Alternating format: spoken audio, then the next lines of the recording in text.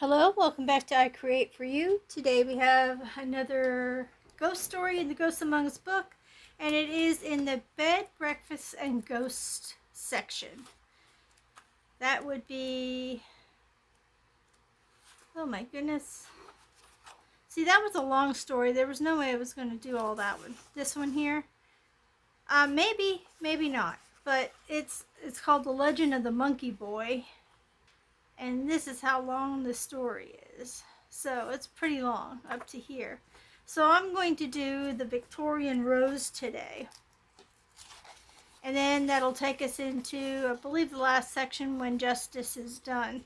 Then possibly, if this works out all the way to the end of July, I might change it up a bit.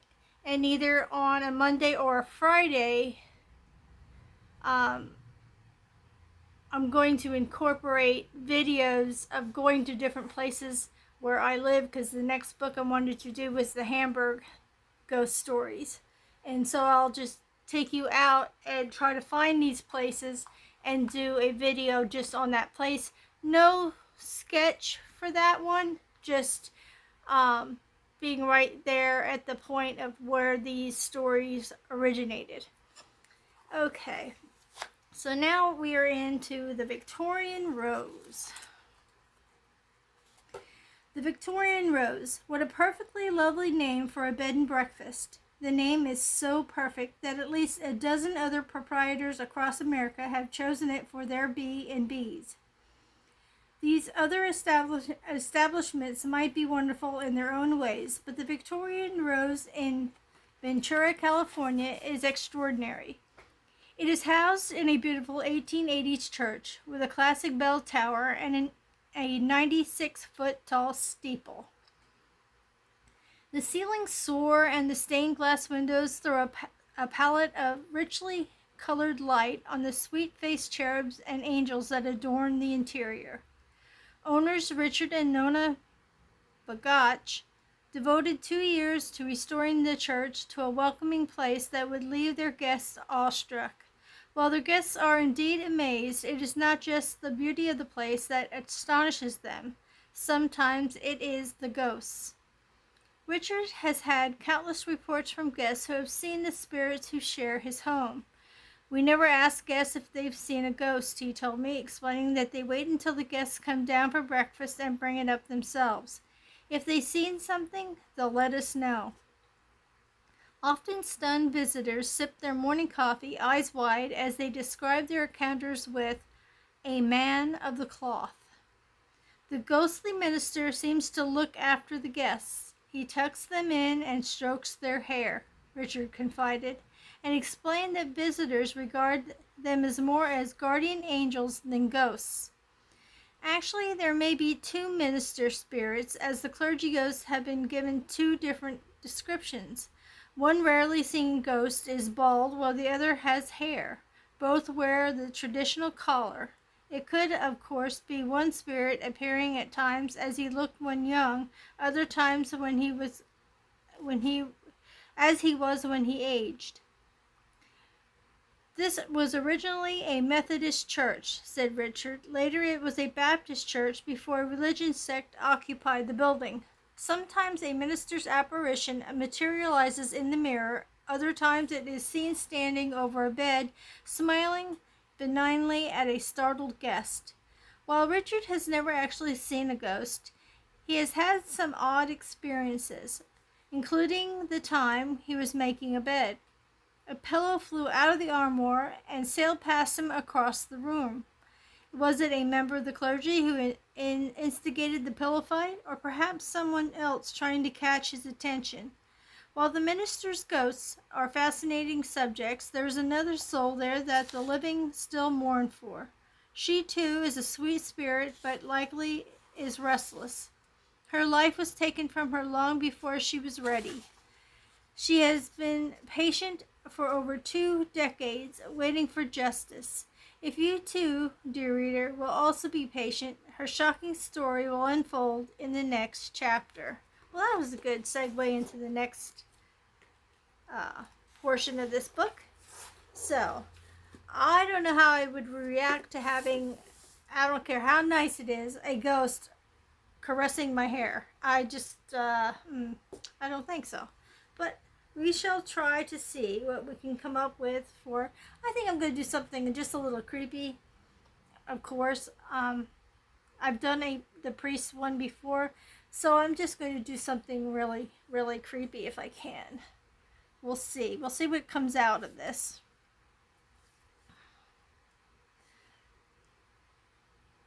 My phone was being a bugger over the weekend. I was having so much trouble with it, and I don't know what the heck the problem was, but it was just like kind of choosing what I could and could not do.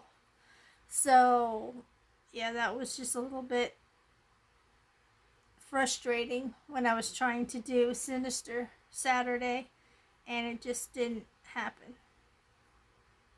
So,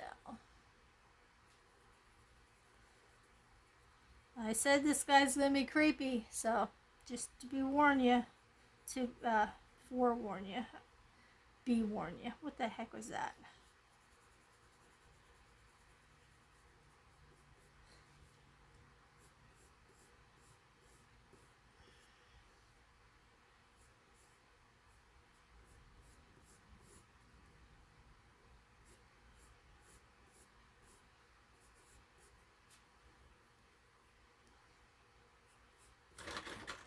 Oops, sorry, that's my printer. Making all that racket. Okay, what else did I want to do here? You know what? I'm just going to give him a collar. There we go.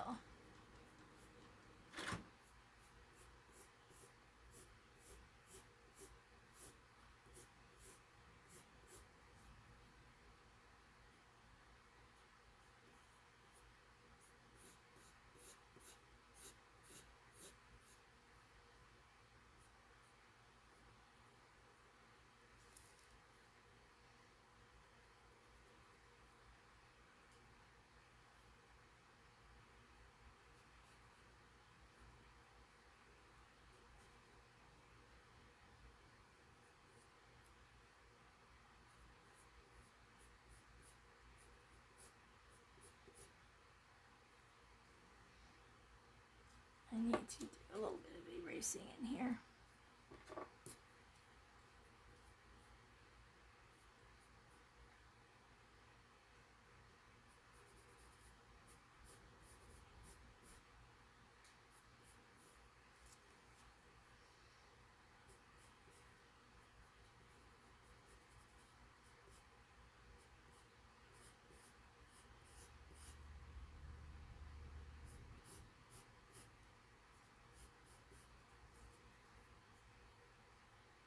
I'll get to his hand in a minute.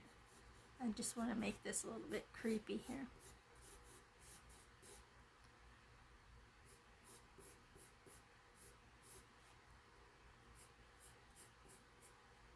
Sorry, I'm not really talking that much.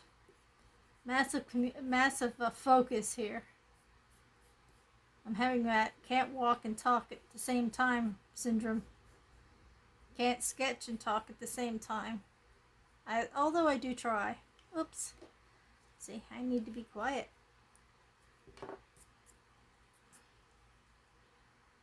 But I don't like not talking to you either, because it kind of makes it funky. To me, it's just, I'd like to be talking to you guys.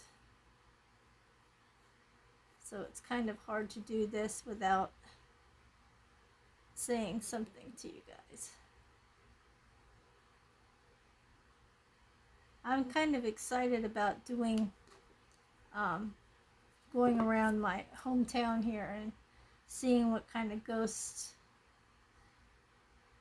Like growing up as a kid, I haven't really heard too much, so it's going to be interesting to me to finally get to see what haunted this town. You know what would be really weird is if it would be in my house, the house that I grew up in. That would be freaky to me. because I didn't really know of anything that happened. Here's the weird part. When we moved into that house when I was a kid, my mom and dad said, go ahead, pick out which room you want. And because it was a 4-bedroom house.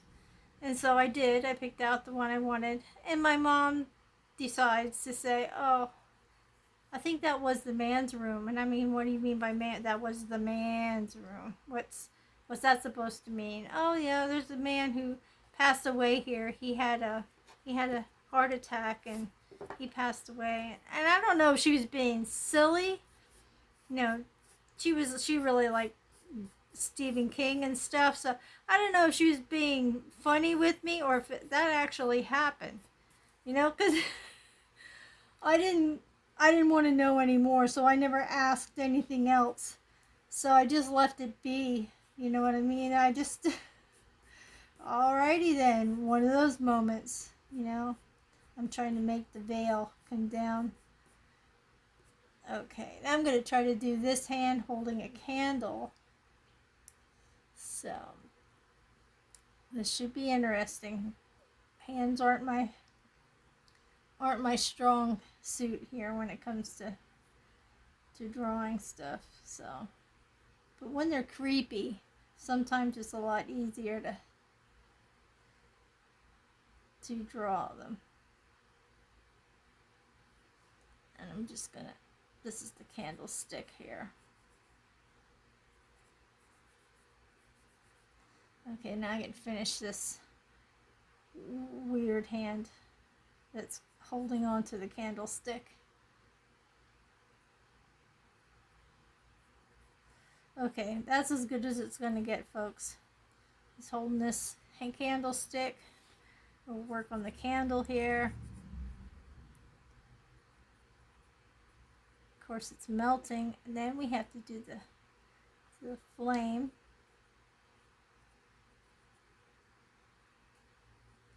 And of course,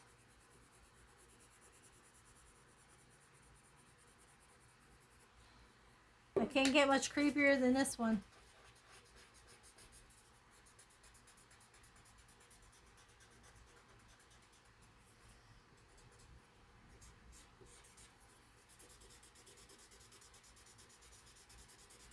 I just was in the mood to draw creepy. So that's what we got here. Creepy, creepy.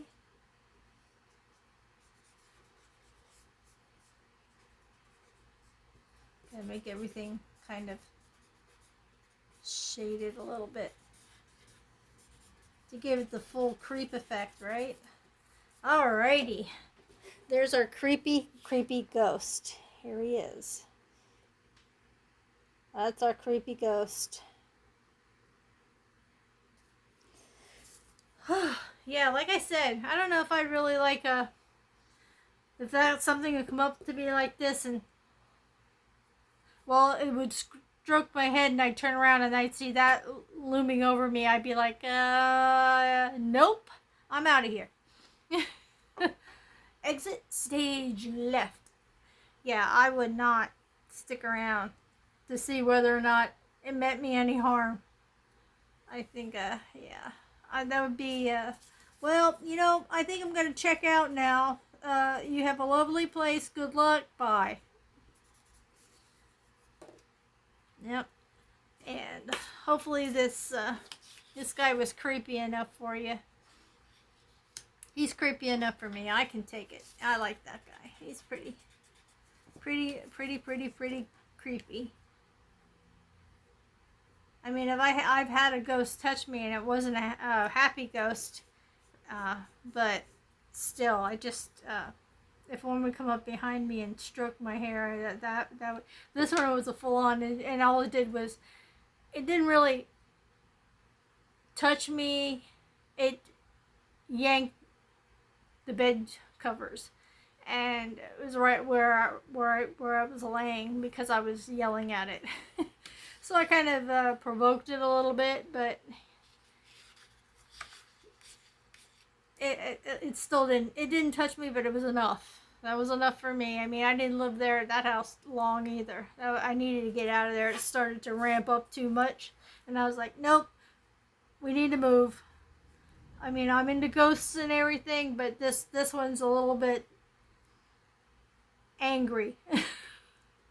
I don't mind the mischievous ones, but like poltergeist stuff, but when it starts to get a little bit wicked and out of hand and more aggressive, then it's time to pack it up and move on, and hopefully they don't follow you.